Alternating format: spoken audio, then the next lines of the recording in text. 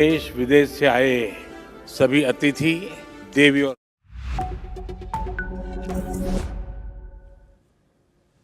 Hello and welcome. I'm Asavri Jindal and you're watching NewsX World. Let's take a look at the top stories of this hour.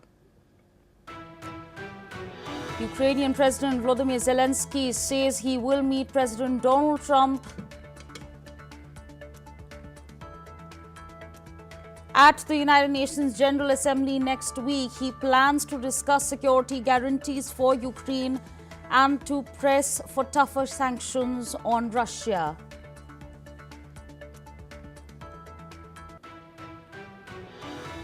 Estonia accuses Russia of an unprecedentedly brazen airspace violation after 3 military jets entered for 12 minutes. Moscow denies the incursions as NATO monitors rising provocations.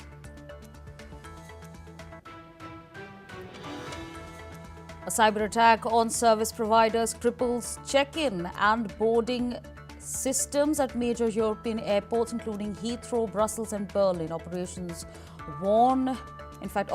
warn of widespread delays and cancellations as staff switch to manual procedures.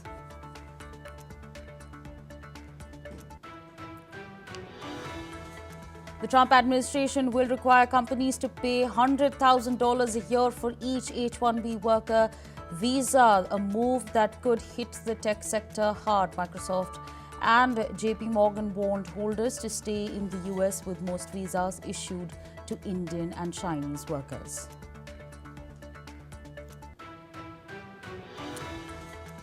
President Volodymyr Zelenskyy says Russia launched 40 missiles and nearly 600 drones in a massive attack on Ukraine, killing 3 and wounding dozens. He calls it a strategy to terrorize civilians and urges allies for more air defenses and sanctions.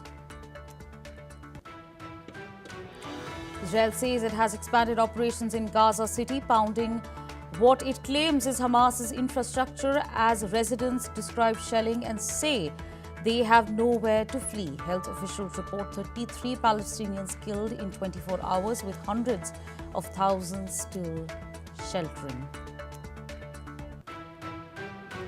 Taiwan's President Lee Chiang-te declares the island will defend itself against any invasion and urges the world to ignore false claims of surrender. He says only Taiwan's people can decide their future amid growing Chinese pressure.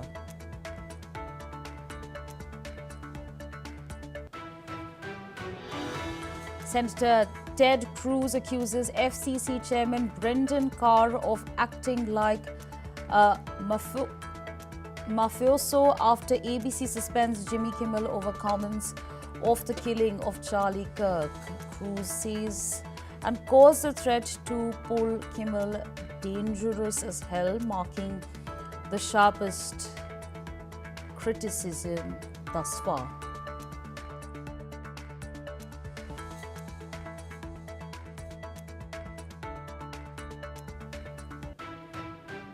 All right, we leave it there and shift our focus to the top focus of the hour coming in from the United States. Tensions are, of course, currently rising in the United States following what happened to Jimmy Kimmel, where, of course, there was an indefinite suspension following a controversial monologue. Well, U.S. Senator Ted Cruz has accused the head of the Federal Communications Commission, Brendan Carr, of acting like a mafioso over the suspension of late-night host Jimmy Kimmel, while Cruz slammed Carr for threatening to revoke ABC's broadcast license after Kimmel made controversial remarks about slain conservative influencer Charlie Kirk. Cruz warned that such government interference in media could backfire on conservatives if power shifts. President Trump defended Carr, while other Republicans expressed concerns about the threat to free speech. The controversy has sparked intense debate over media freedom and political influence in the U.S. Well, joining us at this point in time is Mr. Ross Feingold, political analyst, joining us at this point in time. So thank you so much for your time speaking to us on NewsX. Well, what do you make of the statements that have been made by U.S. Senator Ted Cruz? Ted Cruz is a lawyer by training and experience before he became a senator. And he certainly knows the law. And in this case, when he voices concerns about potential damage to the free speech rights that Americans enjoy under the Constitution, he's correct. Government in the United States under the Constitution is not supposed to, or it's prohibited from inhibiting free speech. Now, of course, there's always restrictions, for lack of a better word, that apply to the free speech rights. For example, if I slander someone, then I'm going to face potential legal consequences for doing so if I threaten someone. The right to free speech is very broad, other than some of those exceptions. And government is not supposed to restrict speech that government doesn't like. So people who have expressed concerns, whether they're Republicans or Democrats or liberals or conservatives, those are legitimate concerns. And I think the Trump administration understands this. After this moment passes, I would expect President Trump himself probably not to so directly say that he wants to revoke licenses of media outlets.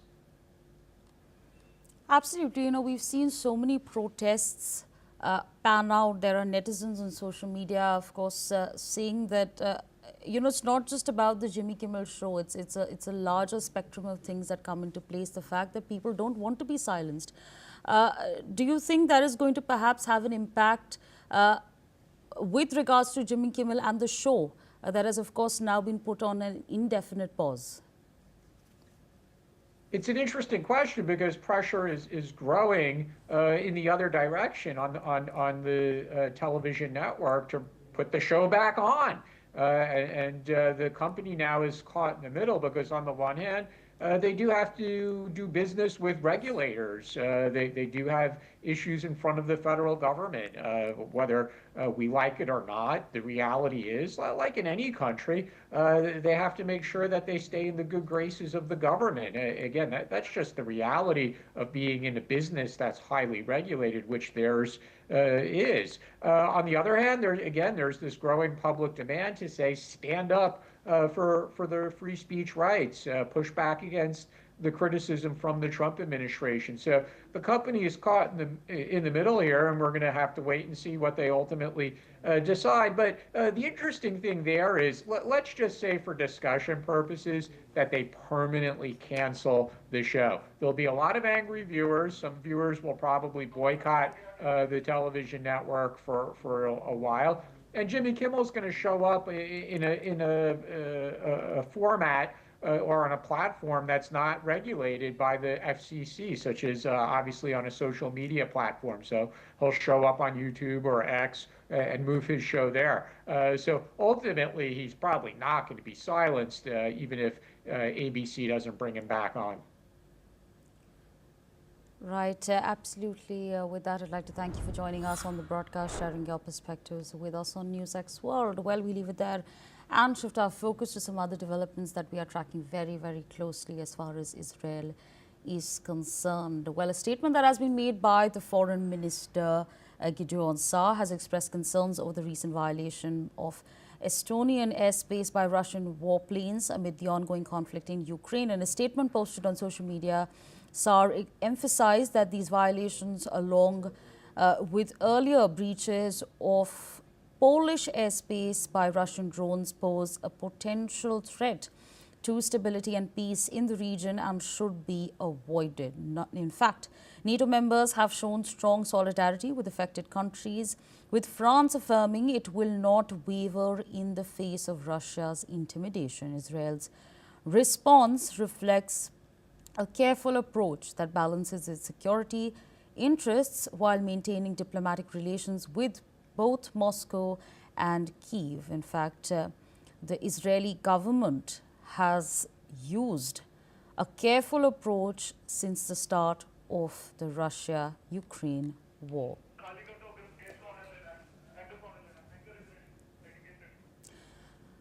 Joining us at this point in time is Matti Zuweg, a geopolitical expert joining us at this point in time. Thank you so much, sir, for your time speaking to us on NewsX World. How exactly, what do you essentially make of the airspace violation in Estonia. How concerning does that sound? Well, thank you for having me again. I would say that this is not something that is unexpected. I mean, there have been some violations in the past. Some of them, you know, all the countries from the NATO nations, they tried not to do a big fuss about this because it can convert very easily in a big thing. It was in the past also some drones or some recognition in their airspace from Romania and close to Moldavia, and now was in Poland the last days, and now has been in Estonia. It's like, you know, I don't want to compare like a child that is checking the boundaries of his mother, but I think it's something like checking what is the response every time to see if they are really going to continue helping Ukraine as they have been helping also in a military way and also from an ideological point of view from Europe towards Ukraine. And this is like saying, look, we are here, we are not going anywhere, and you have to accept our side of the narrative.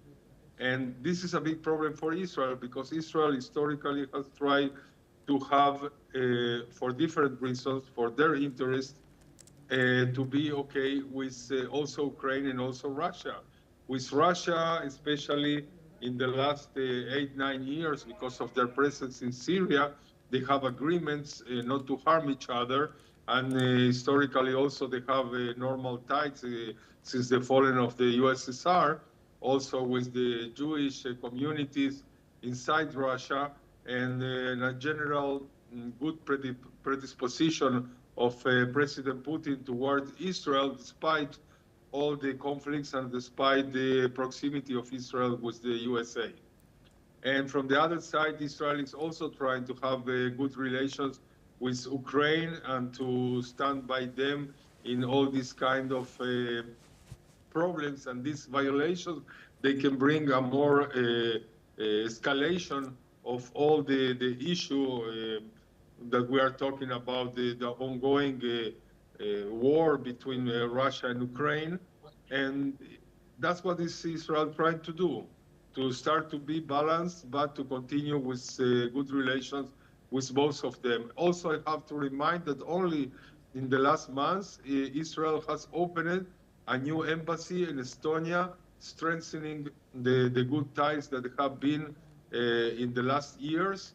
And it's also another point that it was, of course, part of the response of the Gideon Saar, the foreign prime minister of Israel, trying from one side to balance, but also strengthening their ties with Estonia. Right, absolutely. I request you to stay on with us. In fact, we are going to be shifting our focus to some other news that we are tracking very carefully. With regards to certain comments that have been made, well, Sergei Ivanov, a key member of Russia's Security Council, has criticized Finnish President Alexander Stubb's recent remarks, calling them gibberish.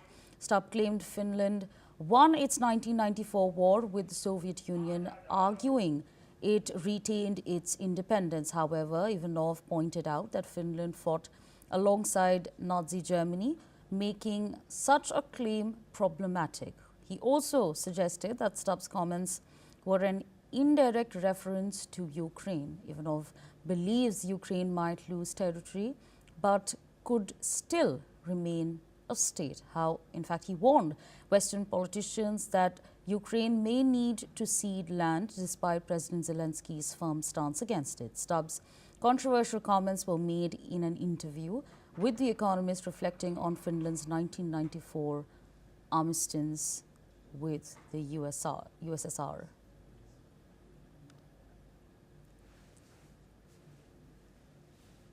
Those are the developments that we are tracking very, very closely. Meanwhile, still with us on the broadcast is Mr. Matti Zweig. Sir, I'd like to understand from you, what exactly do you make of this war of words that's panning out? Well, this is a mix of a lot of things.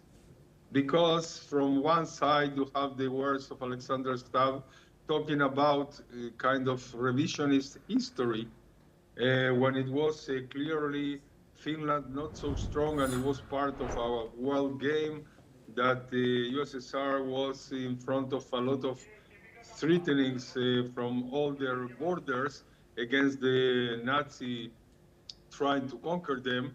So it was a kind of compromise that from one side they stay with 10% about of the Finland territory and which is called Karelia and other territories in the northwestern part of Russia. And from the other side, they ask from Finland, from what is states from Finland, which are the borders of today, to stay neutral and not to get in the middle of the fighting between the East and the West, and in that time it was the Nazi against the USSR. So that's what happened in that time, and to say that they were really independent, it's an understatement. It was not really independent, it was a compromise. It's like today they are transpolating this to the situation of how many territories is Russia going to take from Ukraine before they become independent in what state for them, something like this. So this is what Ivanov is also talking about, but also Ivanov, the Russian, he says something about like many politicians are understanding more and more that Ukraine is not really a state.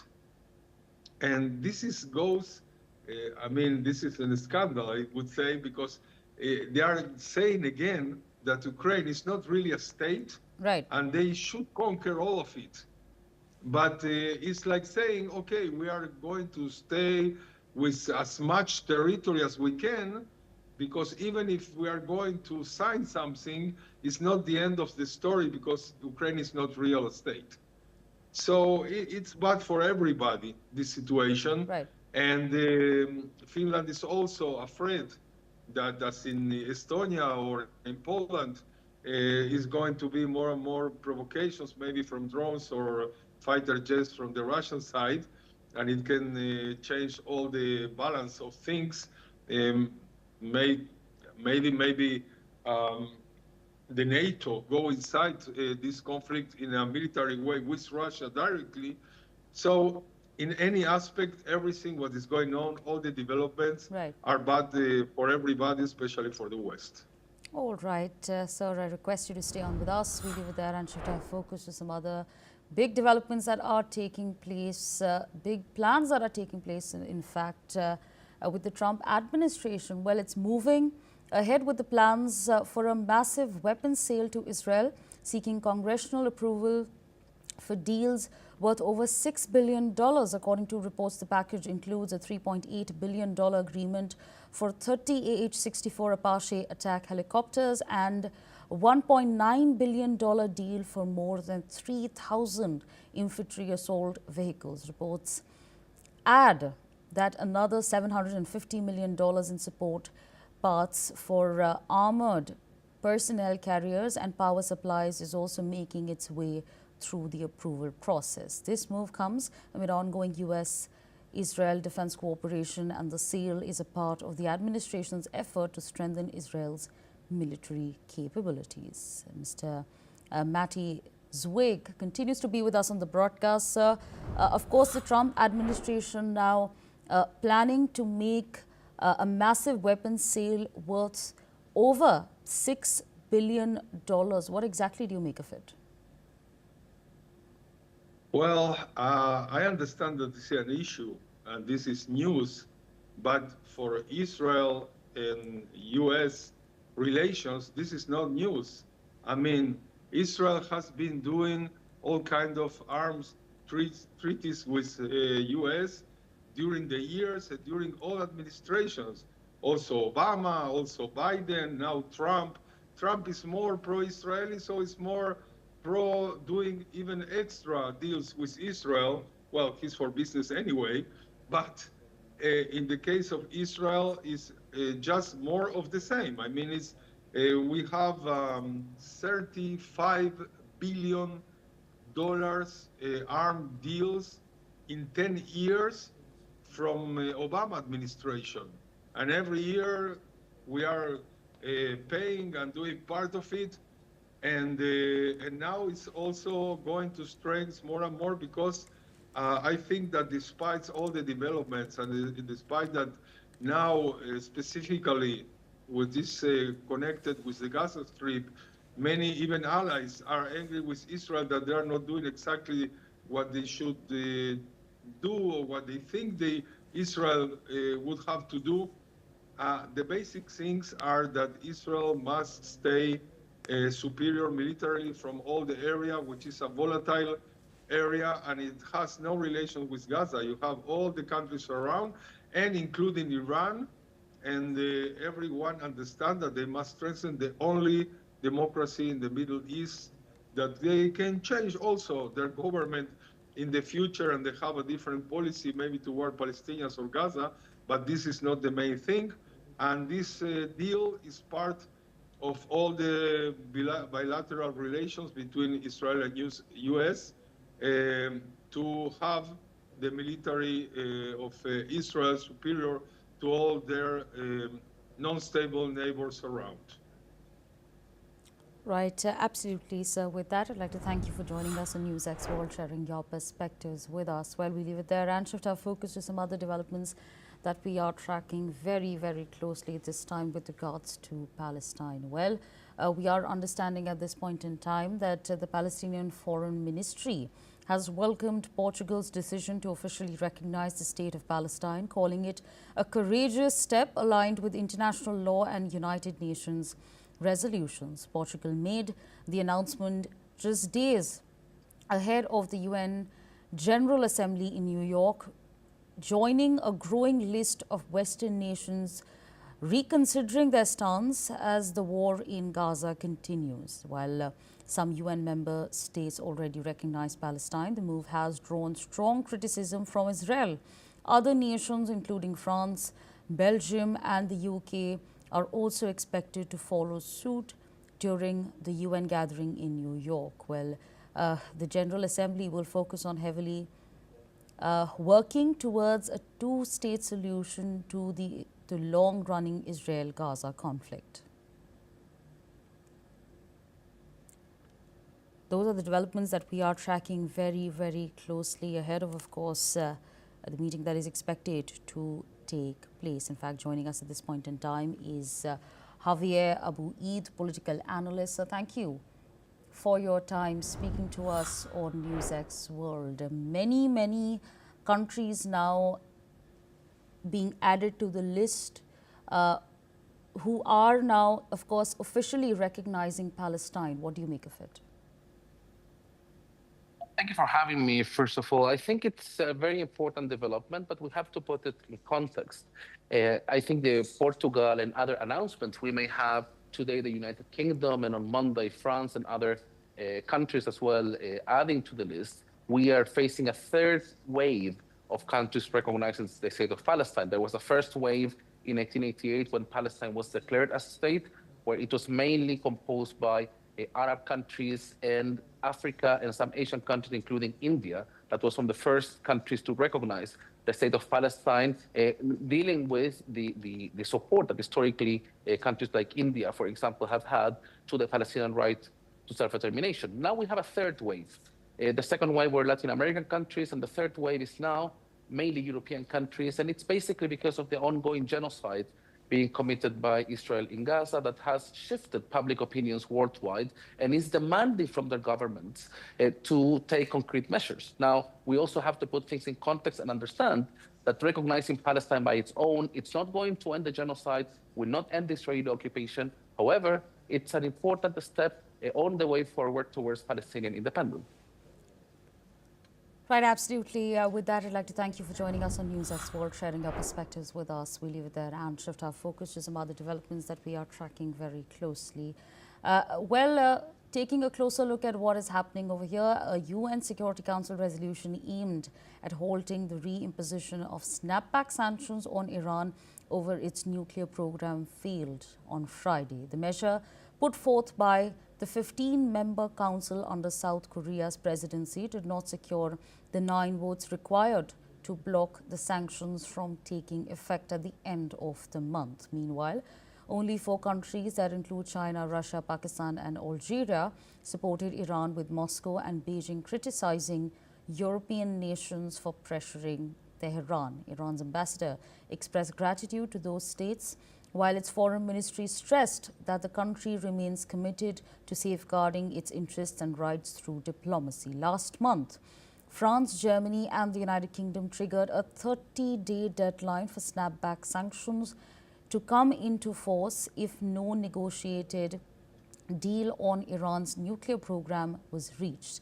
These sanctions include an arms embargo, restricted on ballistic missile developments, travel bans, asset freezes, and limits on nuclear-related technology. The reimposition of sanctions is expected to escalate tensions between Iran and the West. Tehran had previously warned that it could withdraw from the nuclear non-proliferation treaty following the path North Korea took before developing the atomic weapon. All right, we leave it there and shift our focus to some other news that we are tracking very closely. Well, a major cyber attack targeting a third-party service provider has caused widespread disruptions across several European airports, including London's Heathrow, Brussels and Berlin. Airport authorities have confirmed the same. The attack impacted critical systems used to check-in and boarding operations, forcing airports to in fact revert to manual procedures. Brussels Airport said the recent incident had rendered automated system inoperable, leading to significant delays and flight cancellations. In a statement, Brussels Airport warned passengers that the situation is ongoing and urged travelers with scheduled flights to check with their airlines before traveling to the airport. Heathrow Airport also acknowledged delays caused by what it described as a technical issue at a third-party supplier without naming the affected service. Berlin Airport posted a banner on its website citing longer waiting times at check-in, also attributing the cause to a system-wide issue affecting multiple European hubs. Meanwhile, Frankfurt Airport confirmed it was not affected by the cyber attack. The unnamed service provider is reportedly working to resolve the issue, but no timeline has been given for full system restoration. Collins Aerospace parent company RTX has reported a cyber-related disruption affecting its Muse software at select airports. Electronic check-in and baggage drop have been impacted, but manual operations are helping to mitigate the effects. Now, the company says it is working to restore full functionality as quickly as possible. Well, Mr. Vijay Shankar, Chairman of FDPPI, is joining us live from Bengaluru, India. So thank you so much for your time speaking to us on NewsX World. Unfortunately, what we have been looking at is the fact that this has become not uncommon, but it's become rather common now. This is not the first time that we're hearing something like this. What do you make of these back-to-back cyber attacks that we have been looking at and reporting thus far? Yes, that the attack has come through what we call as a supply chain attack. That is attacking one of the downstream service providers, and that has cascaded into the airport system. It is probable that the same service provider has been providing services to multiple airports, and that is perhaps the reason why multiple airports have been affected.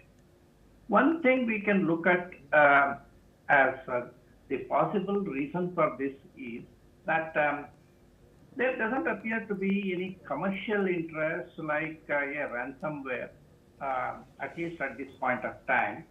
it appears more like an attempt to disrupt the operations and cause some kind of a chaos. And this is very typical of attacks by nation states sometimes, or say competitors to the particular software provider to disrepute the supplier. And probably one of these two causes, that is the political reasons. Many people are speculating that it could be a fallout of the dispute or problems between Russia and the NATO nations. It could also be a pure commercial rivalry between one of these companies. But I think it will require a little more time to find out who is behind this kind of an attack. As of now, we understand that no person or organization has really claimed any responsibility. So it is presently looking like a unexplained software glitch. Okay, I think we will wait and see how the situation develops, and probably the focus now is how to set the systems right, because it appears that all the automated systems are down, and the airports have to switch to the manual systems, which means delays in their flights, and the series of chain reactions arising out of that. And obviously, people will be put to great inconvenience, and all the connecting flights, everything will get affected. It is unfortunate, but this is how we work under a dependent system. Yeah. Right, absolutely. With that, I'd like to thank you for joining us on NewsX World, sharing your perspectives. On that note, we are going to be slipping into a very short break. Thanks for watching NewsX World.